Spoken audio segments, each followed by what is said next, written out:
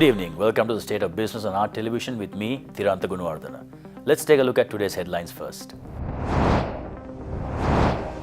President Maithripala Sirisena holds bilateral talks with Filipino counterpart, signs 5 MOUs.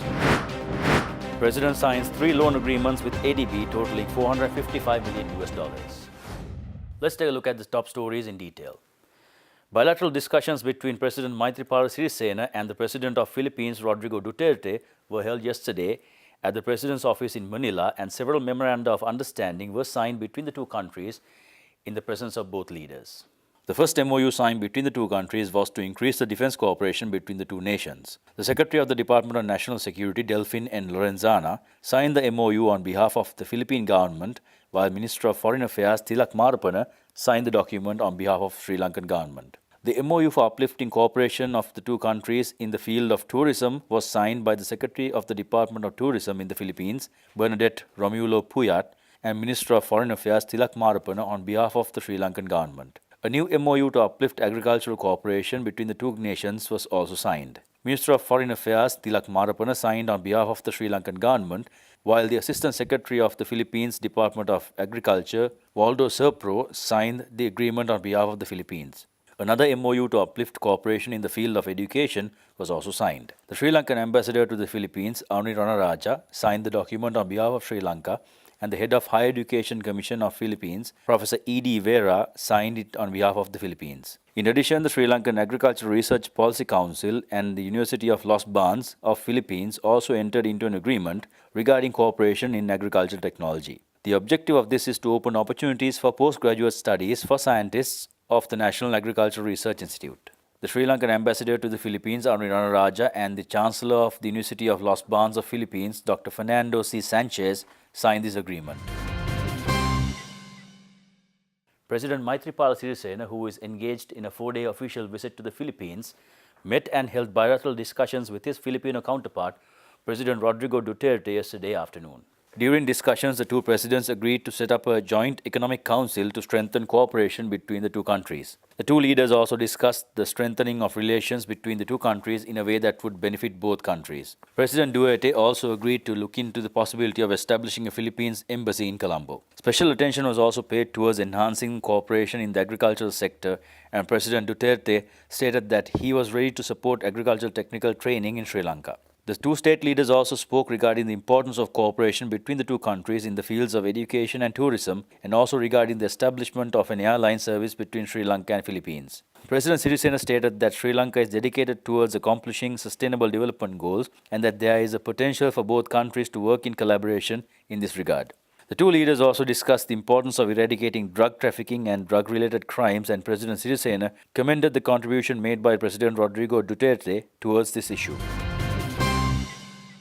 President Maithripala Sirisena made his first visit to the Asian Development Bank headquarters today as a part of his state visit to the Philippines and met with ADB President Takehiko Nakao. During the visit, President Sirisena and the ADB President discussed development challenges faced by Sri Lanka and ADB's role in helping address them, and signed 3 loan agreements totaling $455 million for projects in higher education and transport, as well as a technical assistance loan for the urban sector. This year, ADB's total commitment to Sri Lanka, including these 3 loans, will amount to $815 million. The ADB will continue to maintain a strong pipeline of projects totaling approximately $800 million a year in the current country partnership strategy 2018-2022, compared with $500 million a year in the previous CPS period. ADB President Nakao commended President Sirisena on Sri Lanka's achievements in reducing poverty to low single digits and improving human development as well. It's time for a short commercial break. Do stay tuned for more news after this.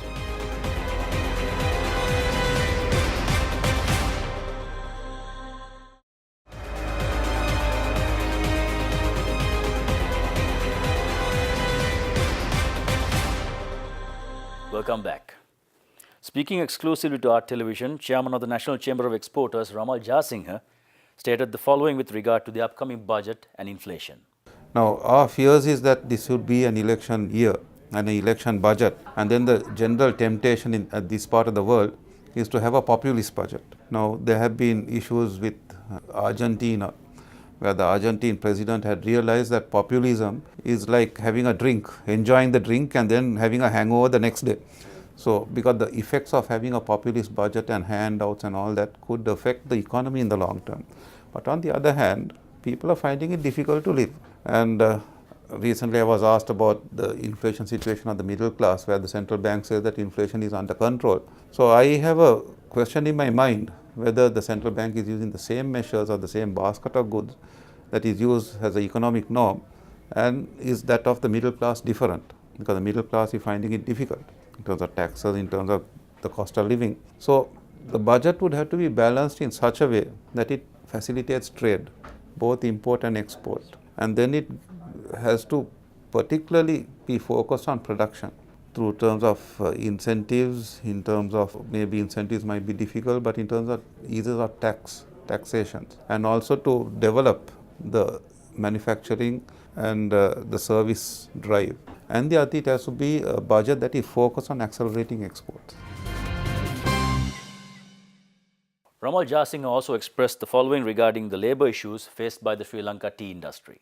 There are various views on how to handle the tea market into the future. For one thing, we have the purity of the Ceylon tea, like our cinnamon. Now probably Ceylon tea has been around for the longest time. And then do you compromise that for the greater interest? So that is something for the tea trade, not for the chamber to discuss. But I am sure that there will be some sanity that will prevail within the tea industry, and also solutions to bring about the tea labour issue. Because you have to also remember that the tea labour mechanism has been a traditional and a cultural norm for the last 200 years at least. So I cannot speak for them, but definitely there will have to be some inward and new thinking to develop and maintain. If not, we run the risk, from what I hear, of losing the global market.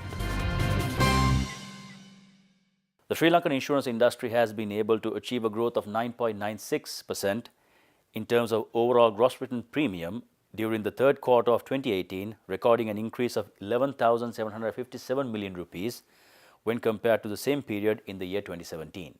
The GWP for long-term insurance and general insurance businesses for the period ending September 30th, 2018 was 129,773 million rupees compared to the same period in 2017 amounting to 118,016 million rupees, posting a growth of 9.96%. The value of total assets of insurance companies has increased to 588,746 million rupees as at 30th September 2018 compared to 548,361 million rupees recorded at the end of 30th September 2017, reflecting a growth of 7.36%. However, the growth of assets of long-term insurance business has significantly dropped compared to the 13.27% growth recorded during the third quarter of 2017. The assets of general insurance business amounted to 171,400 million rupees, depicting a growth rate of 6.53% at the end of the third quarter in 2018. Accordingly, the growth assets of general insurance business has shown a significant increase compared to the same period of 2017. Stocks ended in the green today. Let's take a look at how they performed after this short commercial break.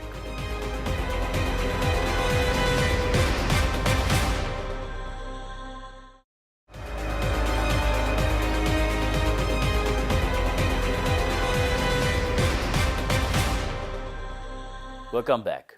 Trading at the Colombo Stock Exchange ended on a positive note today. The all share price index gained 15.78 points to close at 5,989.12, and the S&P SL 20 gained 8.53 points to close at 3,053.25. The turnover was 341.6 million rupees and 12 million shares were traded. Now let's take a look at today's forex rates.